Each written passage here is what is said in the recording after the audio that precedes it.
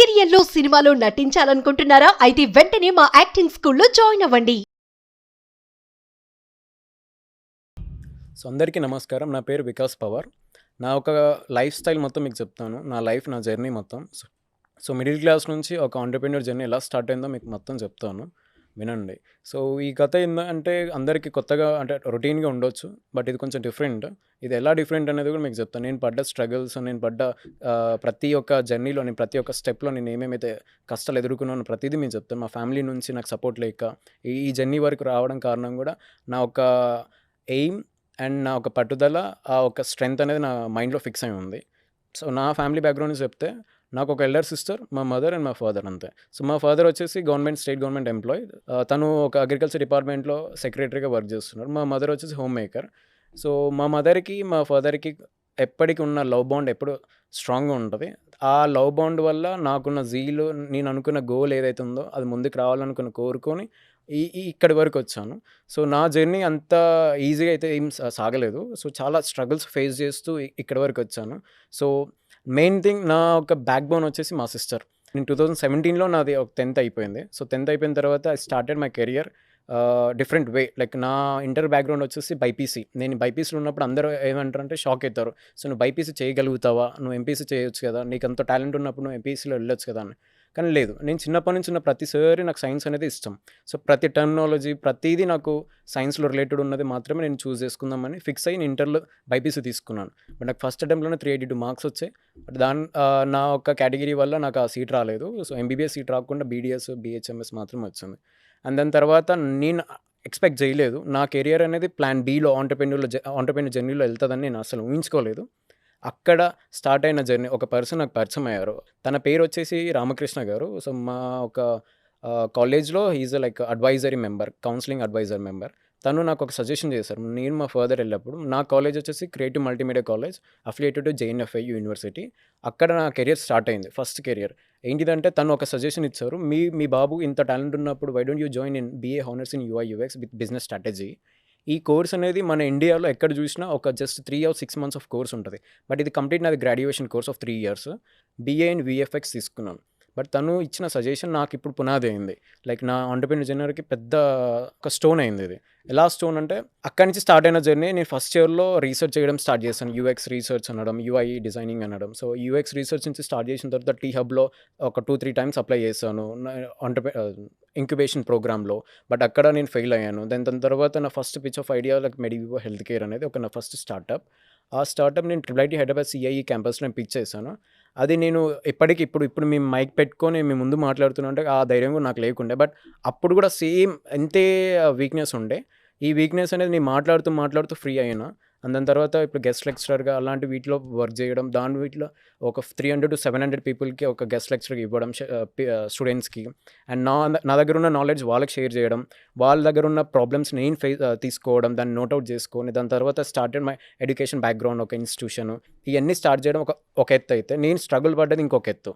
So first నేను అనుకున్న స్ట్రగుల్స్‌లో నేను ఫేస్ చేసిన ప్రాబ్లమ్స్ వచ్చేసి మా పేరెంట్స్.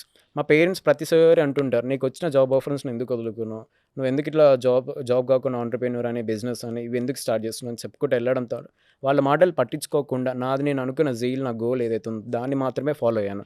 నైట్స్ 12, 1, 2 వరకు కూడా పడుకోను. అంత రీసెర్చ్ చేస్తూ, డాక్యుమెంట్స్ రాస్తూ పిల్లలకి అది ఇవ్వాలి, నా దగ్గర ఉన్న నాలెడ్జ్ ఇవ్వాలని చెప్పి వాళ్ళకి అంత కృషి చేస్తూ నేను వాళ్ళకి ఇవ్వడం. వాళ్ళ దగ్గర ఉంచిన ప్రాబ్లమ్స్ గానీ, వాళ్ళు ఫేస్ అవుట్ చేస్తున్న ప్రాబ్లమ్స్ వాళ్ళ ఇన్‌స్టిట్యూషన్‌లోనే గానీ, వాళ్ళు ఏమేమైతే అవ్వాలనుకుంటున్నారో, వాళ్ళ పేరెంట్స్ వల్ల ఆగిపోయారో ప్రతీదీ నేను వాళ్ళకి హెల్ప్ చేసుకుంటూ ఇక్కడి దాకా వచ్చాను. సో నా ఒక గోల్ ఇప్పుడు ప్రెజెంట్ ఏంటిదంటే, మేము ఒక ఇంటర్నేషనల్ స్కూల్ స్టార్ట్ చేస్తున్నాం. ఆ ఇంటర్నేషనల్ స్కూల్ ఎలాంటిదంటే కంప్లీట్ 6 కరిక్యులమ్‌ని బేస్ అవుట్ చేసుకుంటా మా ఓన్ కరిక్యులమ్‌ని స్టార్ట్ చేస్తున్నాం. ఇప్పుడైతే నేను పేరు మెన్షన్ చేయదలుచుకోలేదు. వన్స్ లాంచ్ అయిన తర్వాత మీకు చెప్తాను నేను ఏంటిదన్నది. సో ఆ స్కూల్‌లో కంప్లీట్ రిజర్వేషన్ బేస్డ్ ఇలాంటిది ఏం లేకుండా ఓవరాల్‌గా ఎవరికైతే టాలెంట్ ఉంటదో పేరెంట్స్ గానీ, వాళ్ళ పిల్లలు గానీ ఆ టాలెంట్ బేస్ చేసుకొని ఆ స్కూల్‌లో ఎంట్రీ ఇవ్వగలుగుతారు. సో ఇది పక్కన పెడితే ఇంకొక ప్రపోజల్ ఏదైతే ఉందో మాది తెలంగాణ ఇన్‌స్టిట్యూట్‌లో we want to start a design institute. మేము ఒక డిజైన్ ఇన్‌స్టిట్యూట్ అనేది డెడికేటెడ్‌గా స్టార్ట్ చేయాలని ఫిక్స్ అయినాం. ఎందుకంటే నా ఒక యూనివర్సిటీ వచ్చేసి జేఎన్‌ఎఫ్ఐయు. ఇవన్నీ ఇవన్నీ ఉన్నప్పటికీ ఒక డిజైన్ ఇన్‌స్టిట్యూట్ ఎందుకు స్టార్ట్ చేయాలనుకుంటున్నామంటే, నేను ఫేస్ చేసిన స్ట్రగుల్స్ డిజైన్‌లోనే గానీ, లేకపోతే నేను ఏదైతే గెస్ట్ లెక్చరర్‌గా వెళ్తున్నానో అక్కడి నుంచి పిల్లల దగ్గర నుంచి తీసుకున్న ప్రాబ్లమ్ స్టేట్మెంట్స్ అనే గానీ, అవి కంప్లీట్‌గా రీసెర్చ్ చేసి బేస్ ఔట్ చేస్తే మాకొక ఇన్‌స్టిట్యూట్ స్టార్ట్ చేయాలనే ఐడియా వచ్చింది. నేను మా ఫ్రెండ్ ఇద్దరం కలిసి చేస్తున్నాం ఇది. సో, తను క్విట్ చేసి తను ఆస్ట్రేలియాకెళ్ళిపోయాడు. అండ్ నేను ఒక్కనే సోలోగా స్టార్ట్ చేస్తూ దీని మీద హార్డ్ వర్కింగ్ చేస్తున్నాను. సో, ఇన్‌స్టిట్యూట్ పేరు కూడా నేను త్వరలో రివీల్ చేస్తాను. ఆ ఇన్‌స్టిట్యూట్ ఎలాంటిదంటే సేమ్ నేనిప్పుడు మీకు ఏదైతే స్కూల్‌ది మెన్షన్ చేశానో సేమ్ వే ఇది కూడా ఎంట్రీ అలానే ఉంటది. కాకపోతే ఇన్‌స్టిట్యూట్ వల్ల యూజ్ ఏంటిదంటే గ్లోబల్ స్టాండర్డ్ ఇది.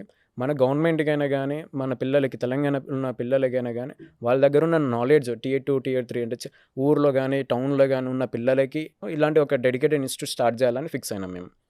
నేనేదైతే మెన్షన్ చేశానో నా స్కూల్ అని చెప్పి, ఆ school international standards 6 curriculum base out చేసుకొని, ఇప్పుడు నార్మల్‌గా హైదరాబాద్‌లో చూస్తే ప్రతి ఒక్క ఇంటర్నేషనల్ స్కూల్‌కి ఐసీఎస్‌సి, ఐజీసీఎస్‌సి లేకపోతే ఐసీఎస్ లేకపోతే సీబీఎస్‌ఈ స్టాండర్డ్స్ పెట్టుకొని రోట్ లెర్నింగ్ ఉంటది. మన దాంట్లో ఏంటంటే ప్రతీది 80% ప్రాక్టికల్ లెర్నింగ్ బేస్, 20% మాత్రం థియరీ లెర్నింగ్ బేస్. సో, మన దాంట్లో PPP model public private partnership ఇది. ఇందులో 50-50 ఉంటది. 50 ఏమో ప్రైవేట్, 50 ఏమో పబ్లిక్. అంటే కంప్లీట్ ఏ సీట్ రావాలన్నా, మీరు 100% సీట్ రావాలన్నా దీన్ని రిజర్వేషన్ లేకుండా ఒక ఎంట్రీ ఎగ్జామ్ రాస్తే మీ టాలెంట్‌ని మీ దగ్గర మీకు టాలెంట్ ఉందా లేదా అని తెలవనీకే ఈ ఒక స్కూల్. ఈ స్కూల్ డెడికేటెడ్ కంప్లీట్‌లీ మన బిజినెస్ లాంటిది కాదు. So, practical learning way institute of design అన్నది. ఇది complete government institute of design. So, ఇది ఏమైనా ప్రైవేట్ అనేది కాదు. పీపీపీ మోడల్ ఇది గూడా. కాకపోతే దీంట్లో కొత్త థింగ్స్ ఏమొస్తాయంటే 5 ప్రోగ్రామ్స్ అనేది మనం ఇంకార్పొరేట్ చేస్తుంటాం. ఒకటి diploma in 2 years and bachelors of design. ఇది మనం ఇంటర్నేషనల్ స్టాండర్డ్స్‌లో ఉన్న మాస్టర్స్ డిజైన్స్‌ని మనం బ్యాచిలర్సే పెడతాము. మన దగ్గర ఏదైతే స్కూల్‌ది అనుకున్నామో దాంట్లో లెక్చరర్స్ వచ్చేసి ఆస్ట్రేలియా నుంచి ఒక 5గురు వస్తారు. మా కొలీగ్స్ ఉన్నారు. సో, వాళ్ళ దగ్గర ఉన్న నాలెడ్జ్, వాళ్ళ దగ్గర ఉన్న complete equipments and practical knowledge అంతా మన ఇండియాకి డెలివరీ అంటే మన స్కూల్ ద్వారా మన ఇండియాకి డెలివరీ చేస్తారు. సో, దీనివల్ల మన తెలంగాణలో కాకుండా వేరే స్టేట్ నుంచి పిల్లలు రావాలనుకున్నా కూడా వాళ్ళకి మనం ఫ్రీ ఆఫ్ కాస్ట్‌లో ఎంట్రీ ఎగ్జామ్ అనేది ఇస్తాం. సో, ఇప్పుడు నేనేదైతే మెన్షన్ చేస్తున్నానో ఇన్‌స్టిట్యూట్ ఆఫ్ డిజైన్ అని చెప్పి, అది మన గవర్నమెంట్ ప్రపోజల్ పెడుతున్నాను కదా! సో, అది పిల్లల దగ్గర ఉన్న ప్రాబ్లమ్ స్టేట్మెంట్ ఫైండ్ ఔట్ చేసిన తర్వాత ఇన్‌స్టిట్యూట్ పేరు వచ్చేసి తెలంగాణ ఇన్‌స్టిట్యూట్ ఆఫ్ డిజైన్. దాని logo, TGID, so, name, so, everything is done. అంతే దాని డిజైన్ అయినా గానీ, దాని యాస్పెక్ట్స్, దానిది విజన్, మిషన్ ఎవ్రీథింగ్ అంతా కంప్లీట్ అయిపోయింది. ఇప్పుడు ఆ ప్రపోజల్ అనేది రెడీ అయింది. సో, మనం ఇప్పుడు గవర్నమెంట్ తోటి అప్రోచ్ అయ్యి ఆ ప్రపోజల్ అనేది పెడుతున్నాం. సో, ఈ త్వరలో నెక్స్ట్ ఈ year by end of this year are like next ఇయర్‌లో మనకి ఆ ఫేజ్ 1 అనేది స్టార్ట్ అయితది. దాంట్లో ఇప్పుడు ఏదైతే మెన్షన్ చేశానో 5 స్ట్రీమ్స్ అండ్ ప్రోగ్రామ్స్ అనేది ఒకటి డిప్లొమా 2 ఇయర్స్‌ది. సో, నెక్స్ట్ వచ్చేసి bachelors of design. Then third one వచ్చేసి masters of design. Fourth one fellowships programs. Fifth one certification. ఎవరైతే గ్రాడ్యుయేషన్ అయిపోయి నాకు ఇంకా డిజైన్‌లోనే గానీ, దీంట్లో కొత్త హెచ్‌సీఎల్‌లోనే గానీ కావాలనుకుంటే ఈ ఇన్‌స్టిట్యూట్ ద్వారా అప్రోచ్ అయ్యి ఫ్రీ ఆఫ్ కాస్ట్‌లో మీకు సర్టిఫికేట్స్ అనేది అలాట్ చేస్తాం. And we also provide jobs through institute. So, మన దగ్గర ఉన్న మెయిన్ బెనిఫిట్ ఏందంటే లైక్ రిజర్వేషన్ లేకుండా ఎగ్జామ్‌లో నీ యొక్క టాలెంట్‌ని ప్రూవ్ చేసుకుంటే మీకు అడ్మిషన్ అనేది ఈజీగా అయితది. సో, ఇది నా స్టోరీ. అండ్ స్టోరీ చాలా సింపుల్‌గా ఉండొచ్చు. కాకపోతే నేను ఫేస్ చేసిన స్ట్రగుల్స్ అని చాలా ఉంది. మా పేరెంట్స్ సపోర్ట్ లేక, మా సిస్టర్ సపోర్ట్‌తో మాత్రమే, నా ఫ్రెండ్ సపోర్ట్‌తో మాత్రమే నా జర్నీ అనేది స్టార్ట్ అయింది.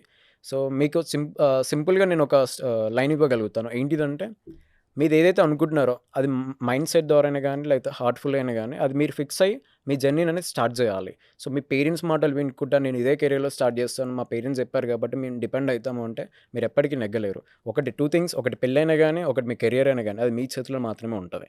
సో, ఈ రెండిటిని మాత్రం మీ పేరెంట్స్‌కి ఇస్తా అంటే వాళ్ళకి నచ్చింది చేస్తారు. వాళ్ళ హ్యాపీనెస్ కోసం అని. రేపటి రోజు మీరేదైతే చేయాలనుకుంటున్నారో, మీ హ్యాపీనెస్‌కి ఏదైతే కావాలనుకుంటున్నారో, మీ హార్ట్‌కి అది మీ హ్యాపీనెస్ లాగా అనిపియదు. సో, మీకేదైతే అనిపిస్తదో మీ హార్ట్‌ఫుల్‌గైనా గానీ, మీ హార్ట్‌కైనా గానీ, మీ మైండ్‌కైనా గానీ అది మాత్రమే ఫాలో అవ్వండి. So, thank you. నాకు మీ టైమ్ ఇచ్చినందుకు, నా స్టోరీ విన్నందుకు థాంక్ యూ సో మచ్.